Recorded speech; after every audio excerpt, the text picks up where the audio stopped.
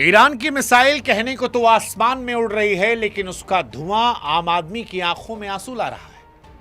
हां, आज भारत में लोग सुबह उठकर अखबार नहीं पढ़ रहे, हेडलाइंस नहीं देख रहे टीवी पर, वो रसोई में जाकर सिलेंडर हिलाकर देख रहे हैं कि भैया आज चाय बनते बनते गैस तो नहीं खत्म हो जाएगी। क्योंकि दिल्ली में जो सिलेंडर 913 का मिलना चाहिए था वो बाजार से गायब है और ब्लैक में 2000 से 2500 तक मिल रहा है। कॉमर्शियल गैस का तो हाल और बुरा है, 3000 से 6000 तक पहुंच गया।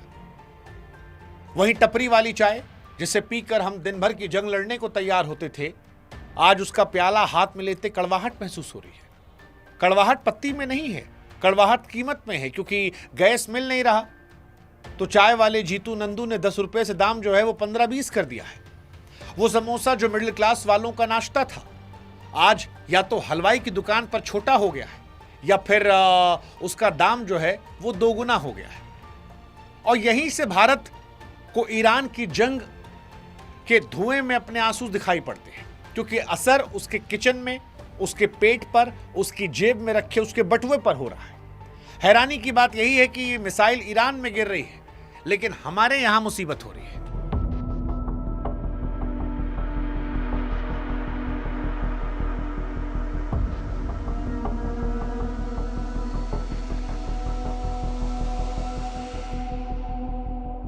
ये सारा खेल उसी समुद्री रास्ते स्ट्रेट ऑफ हॉर्मुज का है, जहां ईरान बैठा है और वहां से वो हमारी आंखों में भी आंसू ला रहा है। लेकिन सवाल यह है कि जब राहत के जहाज चल पड़े तो हमारी गली में लूट क्यों मची है। नमस्कार, मैं हूं शुभांकर मिश्रा और आज की कहानी मिडिल क्लास भारत की है। हालांकि इससे पहले कि आपको हम डराएं या आप डर में हो, उस डर को हम और बढ़ाएं, बताएं, एक अच्छी खबर दे देते हैं जो शायद इस डर के बीच में आपके चेहरे पर मुस्कुराहट ले आए। वो मुस्कुराहट ये कि भारत की तमाम कोशिशों के बाद ईरान ने उन फंसे हुए जहाज़ों को रास्ता दिया है और 2 बड़े गैस टैंकर समंदर के रास्ते भारत में बढ़े। सरकार कह रही है कि अगले कुछ दिन में सब कुछ ठीक हो जाएगा। टीवी पर हेडलाइन चल रही है, राहत आ जाएगी, लेकिन आम आदमी अभी भी परेशान है। और उसका सवाल है कि भैया जब समंदर में जहाज चल पड़ा है तो फिर ये गैस वाला जो है ये स्टॉक खत्म होने का बोर्ड क्यों लटका रहा है। हकीकत यह है कि इन जहाज़ों को भारत पहुंचने में 4 से 7 दिन लग जाएंगे, लेकिन इन 4-7 दिन में वो अवसरवादी लोग, वो माफिया जो जानते हैं कि आफत आई है, इस आफत में हमारी आपकी जेब को हल्का करना चाहते हैं। हाँ जी, जहाज समंदर में है लेकिन किल्लत हमारी आपकी चौखट पर है। ये माफिया इस 7 दिन के गैप को लूट महोत्सव की तरह मनाना चाहते हैं। लड़ाई जो है वो ग्लोबल है, लेकिन लूट जो है उसे ये लोकल करना चाहते हैं और इसी वजह से हमारे आपकी जेब पर असर पड़ रहा है। दरअसल ईरान की जंग हमारी थाली तक कैसे पहुंची, इसे आसानी से हम समझाते हैं। तो देखिए, सरकार ने घर की सप्लाई बचाने के लिए दुकानों वाली कमर्शियल गैस पर रोक लगा दी, जिसका नतीजा ये हुआ कि हलवाई और रेस्टोरेंट के पास गैस खत्म हो गई। जयपुर, दिल्ली, एनसीआर से खबरें आईं, कई ढाबे बंद हो रहे या लकड़ी कोयले पर खाना बना रहे। जो खुले हैं वो ब्लैक में 6000 तक का सिलेंडर खरीद रहे।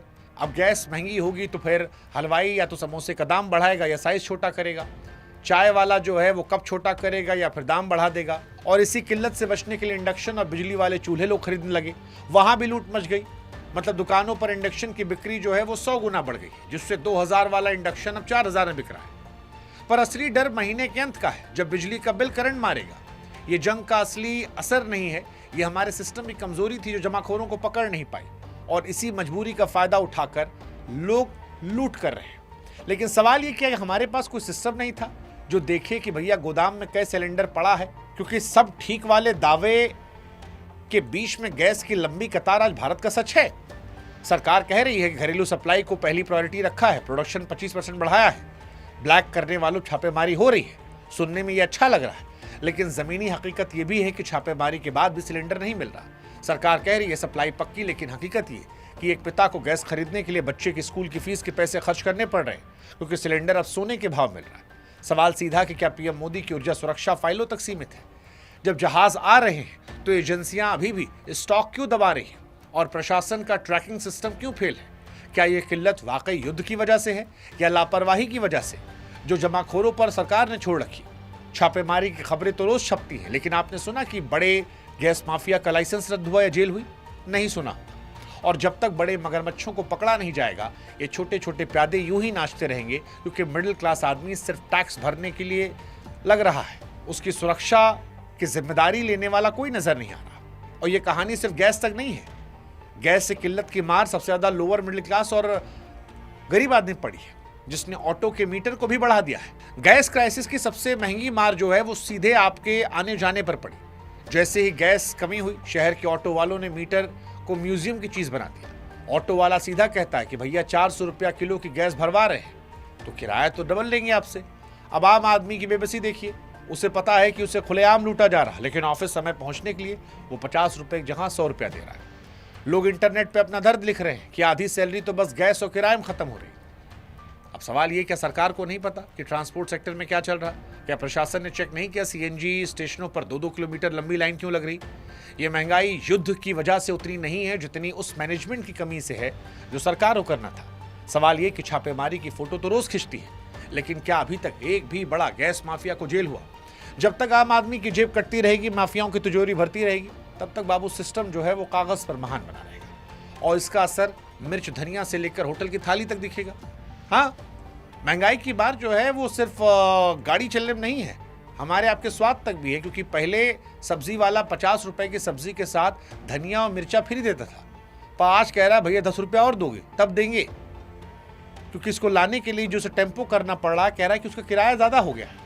आप किसी छोटे होटल में खाना खाने जाइए, मेन्यू कार्ड पर हाथ से लिखे हुए रेट चिपका दिए गए, क्योंकि होटल मालिक कह रहा है भैया कमर्शियल सिलेंडर 6000 का है, हम क्या करें?